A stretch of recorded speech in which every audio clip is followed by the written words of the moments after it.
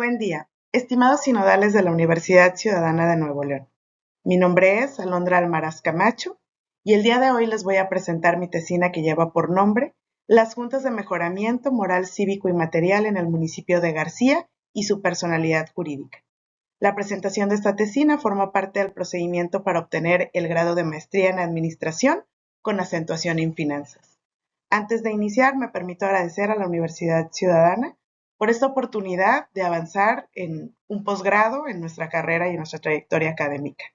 También me permito agradecer al maestro José Alejandro Alatorre González, quien fue nuestro asesor de tesina y nos acompañó durante este procedimiento. Como parte de la introducción, me permito hablar de las Juntas de Mejoramiento Moral, Cívico y Material en el Estado de Nuevo León. Estas son una figura de organización vecinal que tienen personalidad jurídica reconocida por una ley. Su principal objetivo es vincular y representar a las comunidades ante sus gobiernos municipales y estatales con la finalidad de buscar la mejora en estos tres aspectos de la vida cotidiana, es decir, la mejora moral, cívico y material.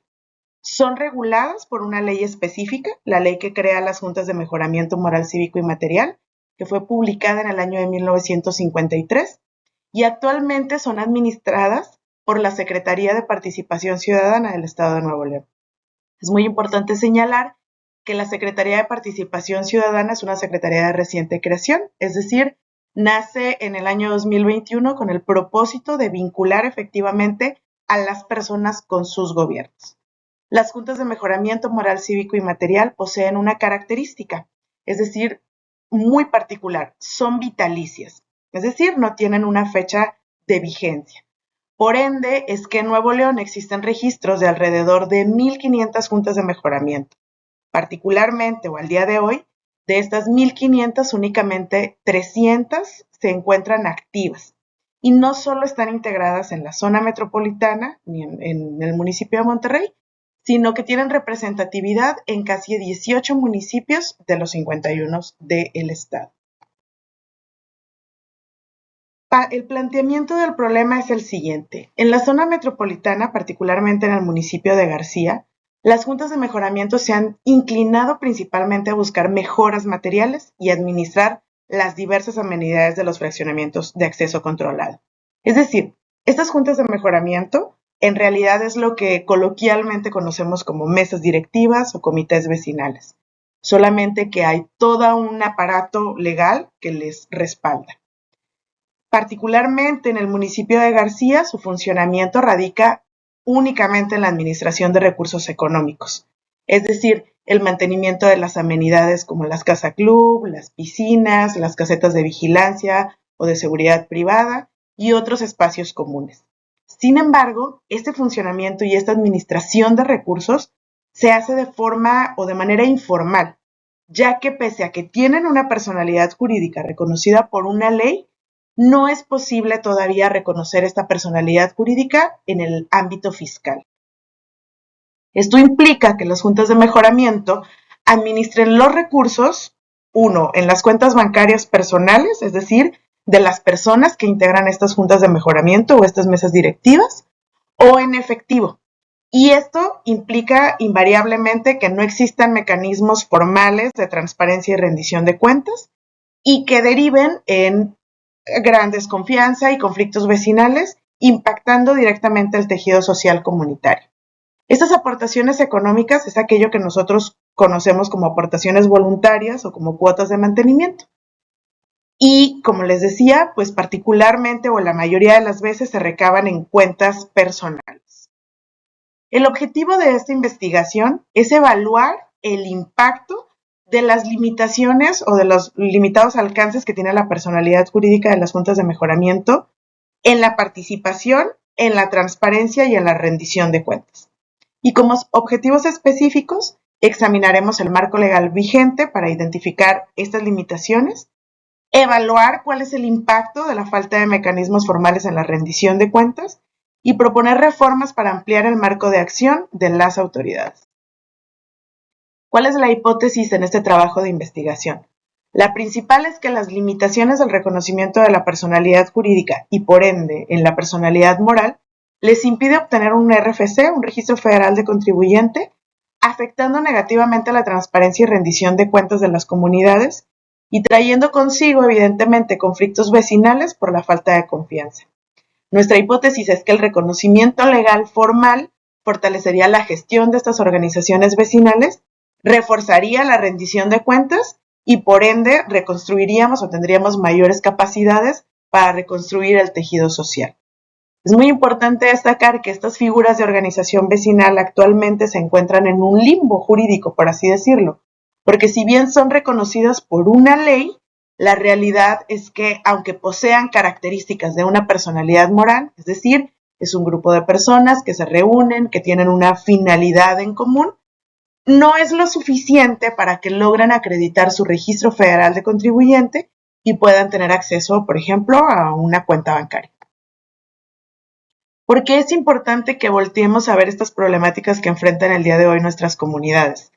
Lo principal es que este estudio aborda una problemática que está enfocada directamente en la gestión de recursos a nivel comunitario, que afecta la confianza en las organizaciones vecinales y también en los gobiernos locales que las administran. Recordemos que hay una dependencia del aparato estatal que regula y que administra estas formas de organización vecinal, que es la Secretaría de Participación Ciudadana.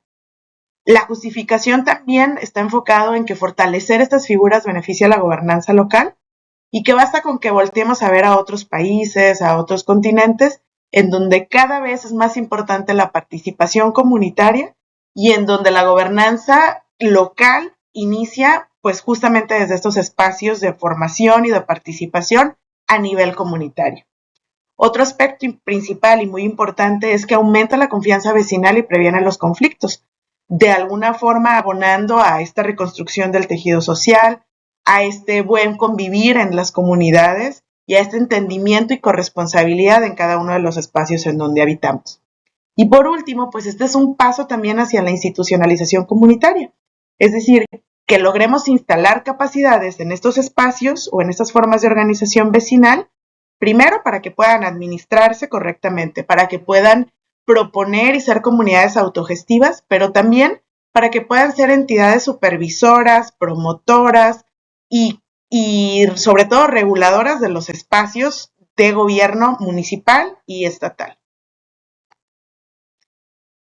Antes de continuar, me gustaría abordar sobre los antecedentes históricos. En Nuevo León, las juntas de mejoramiento datan desde hace muchísimos años. La primera junta de mejoramiento legalmente constituida, por así decirlo, fue iniciada por decreto el 3 de mayo de 1922.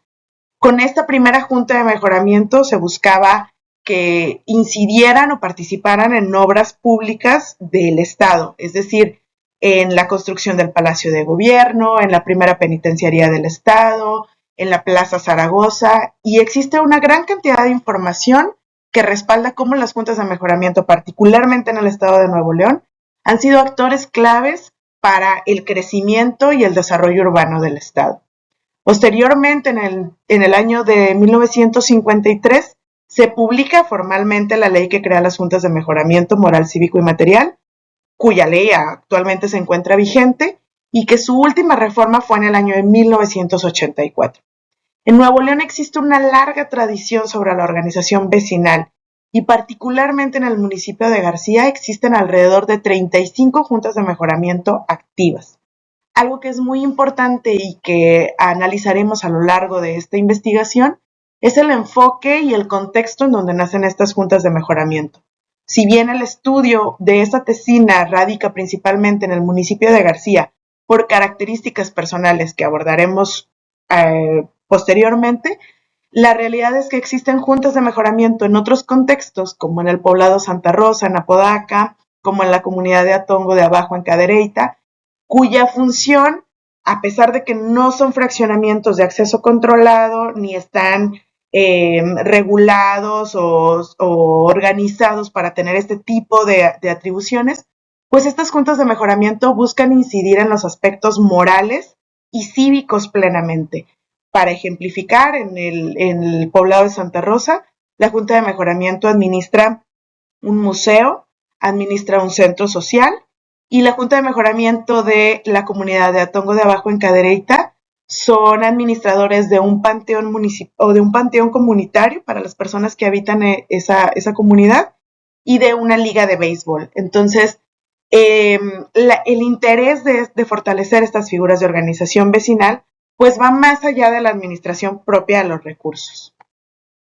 Como antecedentes jurídicos, pues es muy importante tener en consideración que pese a que están reconocidos por una ley, no tienen una personalidad moral, como les decía, y que por ende no pueden obtener el registro federal de contribuyentes ante el SAT, no pueden acceder a un sistema bancario y el marco legal que está vigente el día de hoy no contempla la rendición de cuentas ni cuáles deberían de ser estos mecanismos de transparencia para las comunidades. Recordemos que los recursos que se administran o que administran estas figuras de organización vecinal son estrictamente recursos privados, es decir, son aportaciones voluntarias de cada una de las personas y son recursos que derivan de rifas, ventas, actividades, kermeses, entre otros.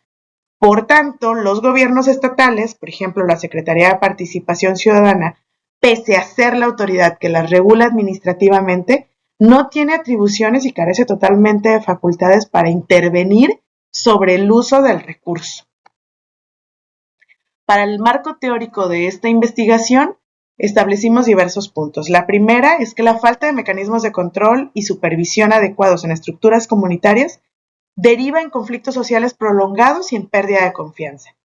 Es muy escasa también la literatura y este tipo de estudios para entender cómo se comporta el fenómeno, por así decirlo, de la coexistencia pacífica y de la integración comunitaria. Existen factores también clave que han dificultado la organización vecinal en conjuntos habitacionales. Podremos encontrar trabajos académicos referenciados en el estado de Puebla y particularmente el enfoque de esta investigación, que está centrado en el municipio de García, tiene que ver con ciertas razones. La principal es que son conjuntos habitacionales de acceso controlado o semicontrolado y que desde ahí parte también la narrativa de entender que no son fraccionamientos privados, como coloquialmente solemos decir, sino que solamente tienen un permiso o una autorización municipal para tener un control de acceso. Otro factor interesante es el nivel socioeconómico de las personas que habitan en estos complejos habitacionales y por último los grupos etarios, es decir, quiénes son las personas que están habitando estos territorios. Estas características son sumamente importantes para entender el contexto en el cual se desarrollan las juntas de mejoramiento, hacia dónde van las problemáticas que se suscitan al interior de la comunidad y sobre todo cuáles podrían ser las soluciones para atenderlas. Dentro del marco legal, como ya lo he señalado, pues principalmente existe esta ley que crea las juntas de mejoramiento moral, cívico y material, la cual consta de 17 artículos y dentro de esos 17 artículos podemos encontrar cómo se conforma una junta de mejoramiento, cómo debe ser la convocatoria para llamar a reunir o a conformar esta figura de organización vecinal, cuáles son sus atribuciones, cuáles son sus obligaciones, pero es un cuerpo normativo que a la actualidad pues es completamente insuficiente. De esta forma y aplicando los principios del derecho, básicos del derecho, se rige de forma supletoria o la falta de todo esto que no está regulado dentro de la ley que crea las juntas de mejoramiento, por regla jurídica, vamos o analizamos otro tipo de cuerpos normativos, por ejemplo, el Código Civil de Nuevo León, el Código Fiscal de la Federación, la Ley de Protección de Datos Personales en posesión de sujetos obligados y sobre todo la Ley Orgánica de Administración Pública, que es quien dota de atribuciones o de facultades a la Secretaría de Participación Ciudadana para regular y garantizar el funcionamiento de estas figuras. Para la metodología decidí utilizar un enfoque cuantitativo, ya que el objetivo de esta investigación es medir el impacto de la falta de personalidad jurídica y por ende también la falta de transparencia y medir ese impacto entre un aspecto que es la falta de personalidad jurídica e inmediatamente la generación de conflictos vecinales. La investigación utiliza un diseño no experimental, transversal y descriptivo, ya que pretendemos diagnosticar una situación, pero no logramos intervenir en ella como tal. Y se utilizó un instrumento que es una encuesta estructurada única y específicamente para las residentes en el municipio de García. Hay que considerar diversas variables. Las variables adoptan un estilo mixto, ya que si bien se utilizan instrumentos estandarizados, que en este caso es una encuesta, los datos que se extraen pues son contextuales y esto nos permite medir o entender el nivel de participación y el nivel de exigencia también de las personas. Uno de los resultados que más adelante abordaremos pues tiene que ver justo esto, en cómo creemos que participamos las personas desde nuestros entornos. Y lo que nos arrojan los resultados, pues tiene que ver con diversos indicadores. El primero de ellos es el nivel de información que tienen las personas que habitamos en las comunidades, la percepción que tenemos sobre cómo se administran nuestros recursos, la frecuencia y la intensidad de los conflictos que hay al interior de la comunidad y sobre todo el nivel de participación que tenemos en nuestros espacios. Como les decía, el instrumento pues fue una encuesta que contiene 17 preguntas de opción múltiple y una pregunta abierta enfocada en 4 ejes: conocimiento de la figura de juntas de mejoramiento, participación comunitaria, percepción de transparencia y confianza en el uso de los recursos. Para esta investigación y para recolectar esta información, tuvimos diversos criterios de inclusión. La primera es residir en el estado de Nuevo León y en el municipio de García. Parece obvio, sin embargo, es importante destacar que en otros estados del país existen figuras muy similares de juntas de mejoramiento o juntas auxiliares. Otro de los siguientes criterios fue habitar una colonia, barrio o fraccionamiento en donde exista una junta de mejoramiento. Recordemos que pueden existir otras colonias, otros fraccionamientos que tengan formas de organización vecinal, pero que no estén formalmente constituidas o que estén constituidas bajo otros esquemas de participación, como lo son los comités municipales que regula directamente el municipio o las asociaciones civiles que para su integración se requiere la intervención de un notario. Y otro de los criterios pues es tener entre 25 y 50 años de edad, ya que este es el nivel, según con datos del INEGI, de las edades de las personas que habitan en los espacios o en las colonias del municipio de García, con estos criterios relacionados con que sean fraccionamientos de acceso controlado. Principales resultados que encontramos de esta encuesta: el conocimiento sobre la figura de las juntas de mejoramiento. Realmente podremos encontrar que casi el 36% manifiesta conocer a mediano rango las juntas de mejoramiento. Hay un 14% que no las conoce, pese a que viven en colonias en donde existe esta figura. Y un 32% pues sí reconoce que conoce esta figura de organización. Creo que algo importante que hay que destacar en este punto es que el reconocimiento no es, o más bien el desconocimiento no es hacia la figura, sino más bien es hacia el nombre institucional que recibe esta figura de organización vecinal, ya que, como insisto, coloquialmente conocemos como mesa directiva o comité vecinal. Pero desde aquí entonces se empieza a trazar, o hay una ruta de trazabilidad relacionada con el desconocimiento y con la falta de información sobre esta figura. Otro resultado importante es el nivel de participación comunitaria, y es interesante cómo aquí encontramos que el nivel de participación está ligado indiscutiblemente al nivel de aportación. Es decir, las personas asumimos que porque aportamos económicamente, es decir, cubriendo nuestra cuota de mantenimiento, nuestra aportación voluntaria, estamos participando. Existe también un porcentaje importante de personas que admiten que no participan y por ende, en menor cantidad, son aquellas personas que se reconocen como personas que participan activamente al interior de sus comunidades. Eso también va ligado evidentemente a la percepción de la transparencia.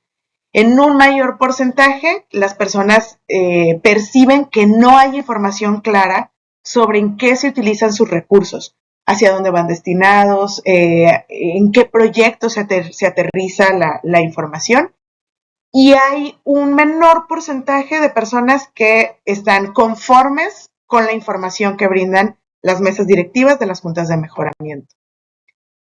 Hay una gran desconfianza en el uso de los recursos que también va ligado desde la forma en la que participan y desde la forma en la que tienen esta percepción sobre el uso de los recursos. La mayoría de las personas de esta encuesta, es decir, un 45%, tienen poca confianza en el uso de los recursos.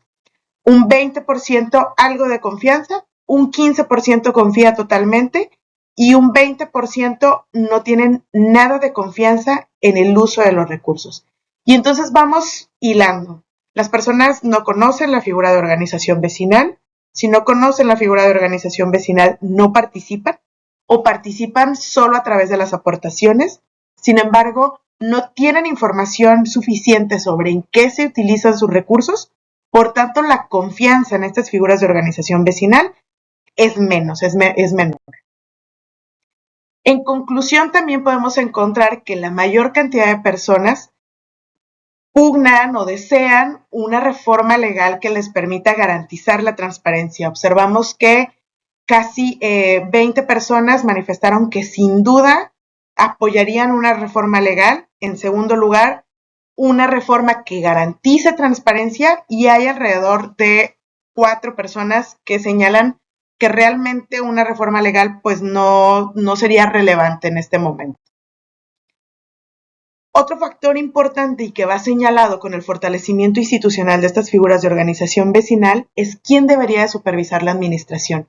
Y para mí esta es la diapositiva que señala o que enmarca todo lo que he venido hablando, porque para la sorpresa no esperan que sea el gobierno quien audite o quien supervise la administración de los recursos, sino que confían que la propia comunidad, o sea, sus vecinas y vecinos, sean quienes deban de tener este control y quienes deban de vigilar la administración.